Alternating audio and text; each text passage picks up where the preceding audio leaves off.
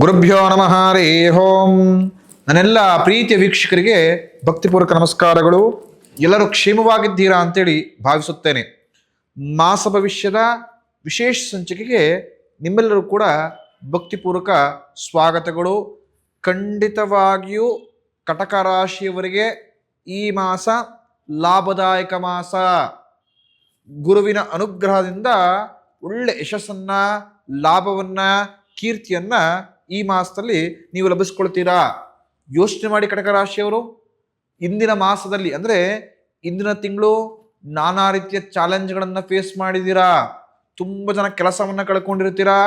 ಹಾಗೆಯೇ ಮಾಡತಕ್ಕಂಥ ಕೆಲಸ ಕ್ಷೇತ್ರದಲ್ಲಿ ಯಥೇಚ್ಛವಾಗಿ ಒತ್ತಡವನ್ನ, ಅಪನಿಂದನೆಗಳನ್ನ, ಕಿರುಕುಳಗಳನ್ನ ಅನುಭವಿಸಿರ್ತೀರಾ. ತುಂಬ ಜನಕ್ಕೆ ಆರೋಗ್ಯದ ಸಮಸ್ಯೆ ಕಾಡಿಸಿರುತ್ತೆ, ಸ್ಥಳ ಬದಲಾವಣೆ ಆಗಿರುತ್ತೆ, ಮನಸ್ಸಿಗೆ ತುಂಬಾ ಘಾಸಿಗಳನ್ನು ಮಾಡ್ಕೊಂಡಿರ್ತೀರಾ.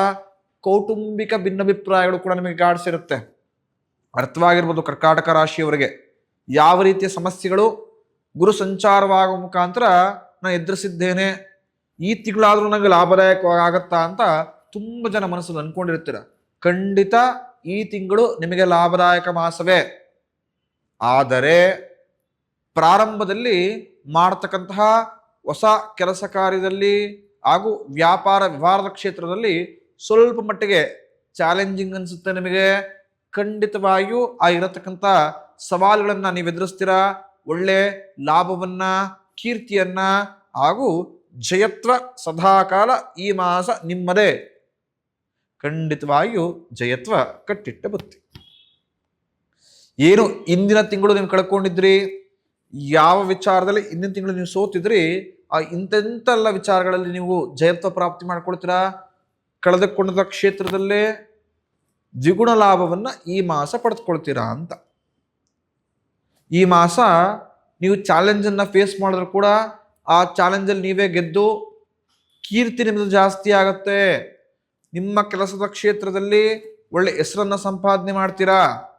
ಇರತಕ್ಕಂತಹ ಆರೋಗ್ಯದ ಸಮಸ್ಯೆಗಳು ಕ್ಷೀಣವಾಗತ್ತೆ.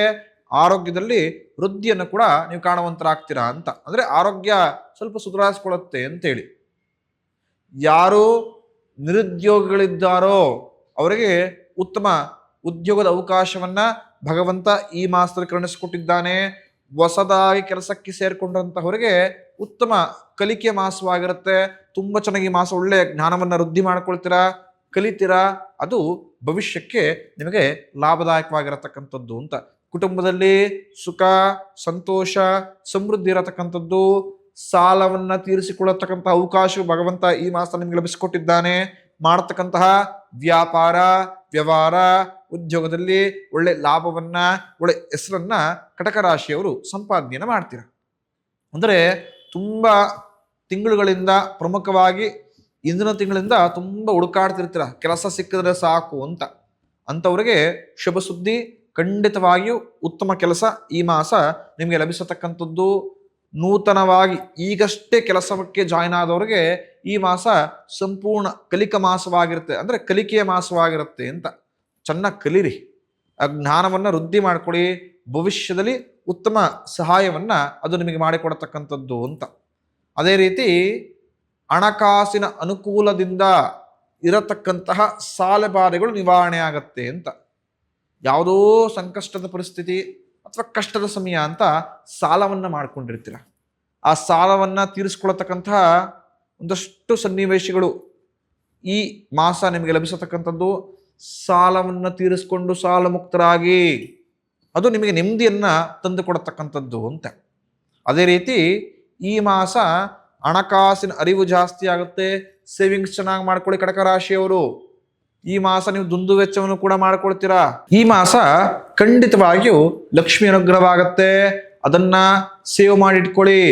ದೂರದ ಪ್ರವಾಸ ಮಾಡತಕ್ಕಂತಹ ಅನುಭವಗಳನ್ನ, ಒಂದಷ್ಟು ಫಲವನ್ನ ಭಗವಂತ ನಿಮಗೆ ಲಭಿಸಿಕೊಟ್ಟಿದ್ದಾನೆ.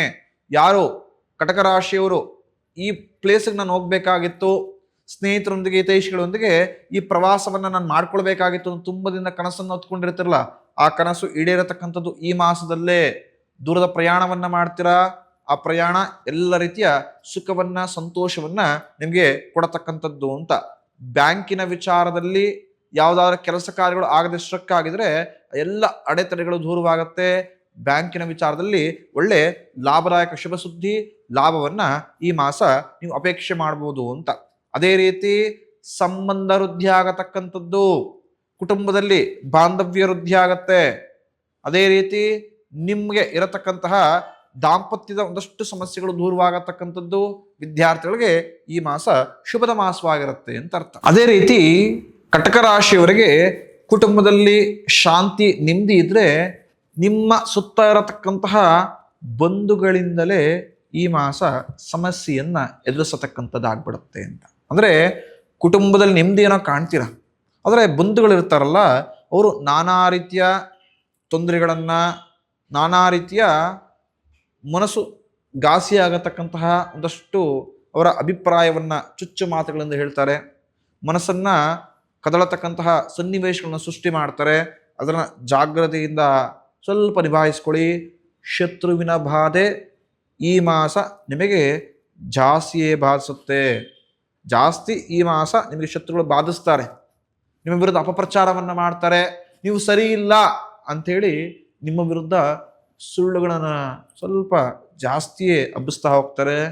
ನಿಮ್ಮ ವಿರುದ್ಧ ಪಿತೂರಿಗಳನ್ನ ಕೂಡ ಮಾಡ್ತಾರೆ. ಹಾಗಾಗಿ ಜಾಗ್ರತೆಯಿಂದ ಬುದ್ಧಿಶಕ್ತಿಯೊಂದಿಗೆ ಅವರ ವಿರುದ್ಧ ನೀವು ಜಯತ್ವಕ್ಕೋಸ್ಕರ ಹೋರಾಡಬೇಕಾದ ಸನ್ನಿವೇಶಗಳು ಸೃಷ್ಟಿಯಾಗತಕ್ಕಂಥದ್ದು ಅಂತ. ಈ ಮಾಸ ಅತಿಯಾದ ಬುದ್ಧಿವಂತಿಕೆ ಸಮಸ್ಯೆಗಳನ್ನ ಜಾಸ್ತಿ ಮಾಡತಕ್ಕಂಥದ್ದು ಆಗ್ತದೆ. ಸಣ್ಣ ಸಮಸ್ಯೆ ಅಂದ್ರೆ ಉಗ್ರಲೋಗತಕ್ಕಂಥ ಸಮಸ್ಯೆಯನ್ನ ಕೊಡ್ಲಿ ತಗೊಂಡು ಬಂದ್ರು ಅಂತ ಹೇಳ್ತಾರಲ್ಲ, ಆ ಥರ ಸಣ್ಣ ಸಮಸ್ಯೆ ದೊಡ್ಡ ಸಮಸ್ಯೆ ಅಂತ ನೀವೇ ಸೃಷ್ಟಿ ಮಾಡಿಕೊಂಡು ನೀವೇ ಆ ರೀತಿ ಆಲೋಚನೆ ಮಾಡಿಕೊಂಡು ಸಮಯ ವ್ಯರ್ಥವನ್ನ ಮಾಡ್ತೀರಾ. ಅತಿಯಾದ ಬುದ್ಧಿವಂತಿಕೆಯಿಂದ ನಷ್ಟವನ್ನು ಅನುಭವಿಸ್ತೀರ. ಪ್ರತಿಯೊಬ್ಬ ವ್ಯಕ್ತಿಗೂ ಚಿಂತೆ ಮುಖ್ಯ, ಆದರೆ ಅತಿಯಾದ ಚಿಂತೆಯನ್ನ ಮಾಡಿದರೆ ಆರೋಗ್ಯ ಸಮಸ್ಯೆ ಒಂದು ಕಡೆ, ಆದರೆ ಅತಿ ಬುದ್ಧಿವಂತಿಕೆ ಸಂಕಷ್ಟವನ್ನು ತಂದು ಕೊಟ್ಬಿಡುತ್ತೆ ಅಂತ. ಹಾಗಾಗಿ ಇಂತೆರಡೂ ವಿಚಾರದಲ್ಲಿ ಜಾಗ್ರತೆಯಿಂದ ಹೆಜ್ಜೇಡಿ. ಯಾರ ಹತ್ರ ಎಷ್ಟು ಬೇಕೋ ಅಷ್ಟೇ ವಿವರಿಸತಕ್ಕಂಥದ್ದು, ಯಾವ ವಿಚಾರಕ್ಕೆ ಎಷ್ಟು ಚಿಂತೆ ಮಾಡಬೇಕೋ ಅಷ್ಟೇ ಚಿಂತೆ ಮಾಡತಕ್ಕಂಥದ್ದು.